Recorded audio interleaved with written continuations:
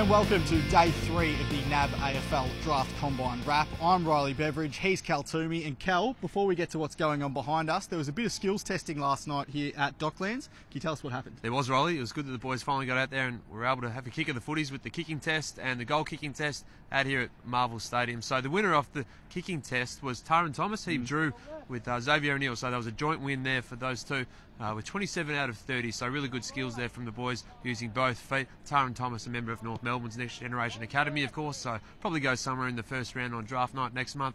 And also the goal kicking test, which was won by a defender, funnily enough, Isaac Quaynor, the only player to convert all of his 5 shots, so 30 from 30, a possible score for him. He dominated, so a great achievement there for Isaac Quaynor out of the Oakley Chargers. Had a really good season. And he thought it was a bit of a fluke earlier today. Yeah, that was absolute fluke. I'll take it though. I'll take it any day of the week. But I probably won't do it any time soon. I think you're supposed to say you meant that. Yeah, nah. I don't want to lie to you guys. Nah, I don't think so at all. But I'll take it any day. Yeah, I think I'd like to grab parts of Jason Johannesson and the way he's able to, attack out of defence and be really aggressive with his running, and also Neville Jetta with his one-on-one ability to defend and then be able to rebound as well.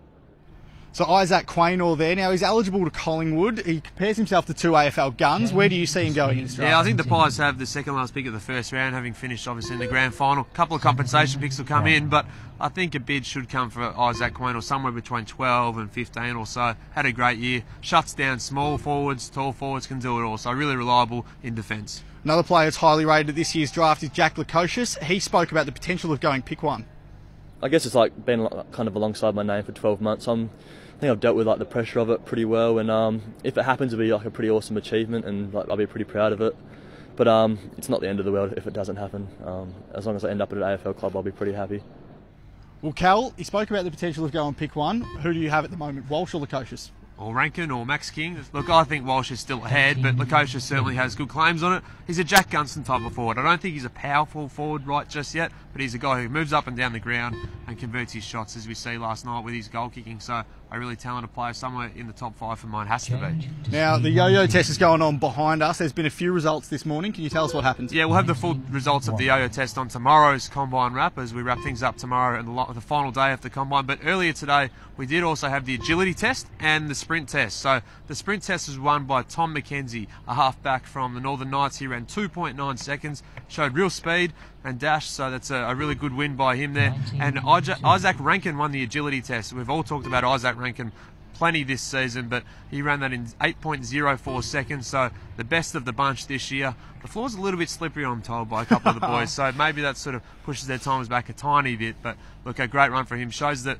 while he can duck and weave through traffic up near goal, that's where it comes from. So we'll also have the sprint, the jumping test results on tomorrow's show too, the standing vertical jump and the running vertical jump. Just waiting for those results to come through, Rolex. We're going to get this video wrap out. We do. The yo-yo test, the noise of it's making me feel sick just thinking about it. Now, earlier today, Western Bulldogs list manager Sam Power spoke about the potential of recruiting father-son prospect Riley West.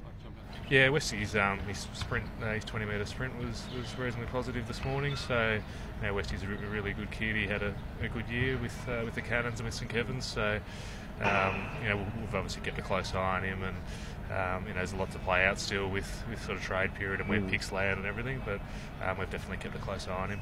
Any closer to nominating him, or how's that all working? Yeah, I mean, there's deadlines with the AFL in terms of the nominations.